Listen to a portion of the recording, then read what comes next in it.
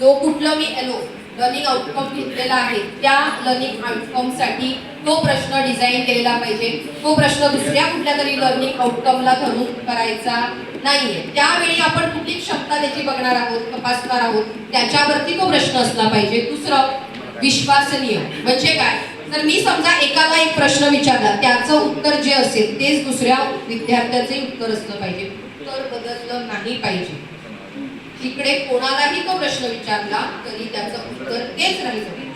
आणि तिसरं आहे वस्तुनिष्ठता असावी, म्हणजे त्याचं उत्तर हे एक आणि एकच असलं पाहिजे। त्याचं एक आणि एकचा अर्थ काय? त्याचं तेच उत्तर असलं पाहिजे, त्याचं उत्तर बदललं नाही पाहिजे असे प्रश्न विचारले गेले पाहिजे।